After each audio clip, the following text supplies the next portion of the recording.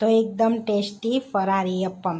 તો આ ફરારી અપ્પમ બહારથી ક્રિસ્પી ને અંદરથી સોફ્ટ એટલા ટેસ્ટી બનીને રેડી થાય છે. તો વ્રતમાં ખાઈ શકાય તેવા ફરારી અપ્પમ. હેલો ફ્રેન્ડ્સ, આજે હું શેર કરીશ તમારી સાથે ફરારી અપ્પમ બનાવવાની રેસીપી. તો અહીંયા ચૈત્ર મહિનાના નવરાત્ર ચાલુ થઈ ગયા છે, તો આપણે હવે ફરારી રેસીપી બનાવીશું આજે. તો ફરારી અપ્પમ બનાવવાના છે. તો અહીંયા આગળ 1/4 કપ સાબુદાણા લીધા છે અને અડધો કપ એટલે અડધી વાડકી આપણે મોરૈયો લીધો છે. તેને સમા રાઈસ પણ કહેવામાં આવે છે. મોરૈયો લીધો છે, આપણે એને મોરૈયો પણ કહેવામાં આવે છે. તો મોરૈયો લીધો છે. તો આ તમે પલાળ્યા વગર ફટાફટ બની જતા હોય એ રીતના આજે આપણે બનાવીશું. તો અહીંયા ગેસ ચાલુ કરી લઈશું અને કઢાઈ મૂકી દઈશું. તેમાં આપણે સાબુદાણા એડ કરી દઈશું અને મોરૈયો એડ કરી દઈશું. તો એને આપણે સરસ એવા શેકી લેવાના છે, એટલે મોસળનો ભાગ બધો જતો રહે એ રીતના રોસ્ટ કરી લઈશું આપણે. તો ધીમા તાપે આપણે એને રોસ્ટ કરી લઈશું પહેલાં, જેથી મસાલાનો ભાગ જતો રહે બધો એ રીતના આપણે રોસ્ટ કરવાના છે. 5 થી 7 મિનિટ રોસ્ટ કરી લેવાના છે. તો 5 થી 7 મિનિટ થયા છે, સરસ રોસ્ટ થઈ ગયા છે, જોઈ શકો છો. અંદરથી ધુમાડા પણ નીકળે છે. હવે આપણે ગેસને બંધ કરીને પ્લેટમાં ઠંડા થવા કાઢી લઈશું એને. તો હવે આપણે ઠંડા કરી લઈશું. સરસ ઠંડા થઈ ગયા છે સાબુદાણા અને સમા રાઈસ બેઉ. હવે મિક્સરમાં એડ કરી દઈશું આપણે. તો આપણે એને સરસ પીસી લેવાનું છે. તો પહેલાં એમને પીસીશું, પછી દહીં એડ કરીને પીસીશું. તો અહીંયા આપણે સરસ ચેક કરી લઈશું. તો સરસ એવો પાવડર તૈયાર થઈ ગયો છે.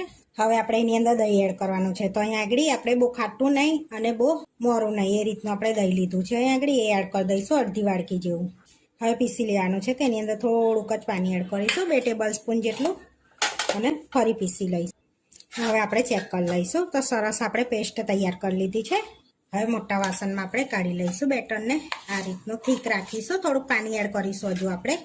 હવે થોડુંક આપણે પાણી પહેલાં એડ કરીશું, 2 ચમચી જેવું, અને પછી મિક્સ કરી લઈશું પહેલાં આપણે એને આ રીતે.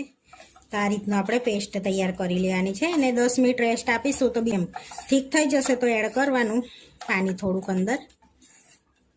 હવે એની અંદર મસાલા કરવાનું. તો તીખાસ પ્રમાણે લીલા મરચાં એડ કરીશું, થોડા કડી લીમડાના પાન એડ કરીશું. તો સમારી લીધા છે અહીંયા મેં.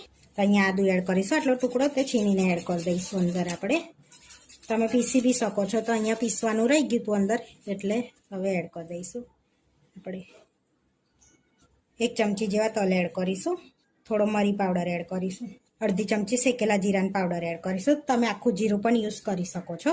તો આપણે સ્વાદ પ્રમાણે મીઠું, તો આપણે ઉપવાસમાં ખાઈએ છીએ એટલે એ પ્રમાણનું ફરારી મીઠું એડ કરીએ છીએ. થોડાક ધાણા એડ કરીશું. હવે બધું મિક્સ કરી દઈશું. તો તમારે એની અંદર દહીં ના એડ કરવું હોય તો તમે લીંબુનો રસ એડ કરી શકો છો આની અંદર. તો આપણે 1 ટેબલ સ્પૂન જેટલી ખાંડ એડ કરીશું અંદર. તો તમારે સ્કીપ કરવી હોય તો સ્કીપ બી કરી શકો છો, પણ એડ કરશો તો એકદમ ટેસ્ટી અપ્પમ બનીને તૈયાર થશે ફરારી. હવે બધું સરસ 1 ચમચી જેવું પાણી એડ કરીને મિક્સ કરી દઈશું. આ રીતનું સરસ એવું મિક્સ કરી લેવાનું છે આપણે.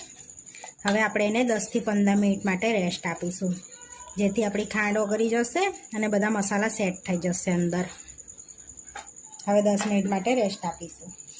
10 મિનિટ થઈ ગયા છે રેસ્ટ આપે, જોઈ શકો છો સરસ એવું. તો હવે આપણે થોડોક ઈનો એડ કરીશું એની અંદર. અડધી ચમચીમાં બી થોડોક ઓછો ઈનો એડ કર્યો છે. હવે થોડુંક પાણી એડ કરીશું અને બેટરને ફ્લફી તૈયાર કરી લઈશું આપણે આ રીતે. તો તમે દૂધી ખાતા હોય ઉપવાસમાં તો દૂધી એડ કરી શકાય, ગાજર ખાતા હોય તો ગાજર પણ એડ કરી શકાય છે અંદર. તો આ રીતનું આપણે બેટર રાખવાનું છે. હવે આપણે અપ્પમ બનાવી લઈશું. અહીંયા અપ્પમની પેન લઈ લીધી છે. હવે થોડું આપણે તેલ એડ કરી દઈશું અંદર. હવે થોડું તેલ એડ કરી દીધું છે. તો હવે આપણી પેન ગરમ થઈ ગઈ છે. તો હવે બેટર એડ કરી દઈશું આપણે અંદર. તો થોડું બેટર એડ કરવાનું છે આ રીતે, અડધી ચમચી જેટલું આ રીતનું.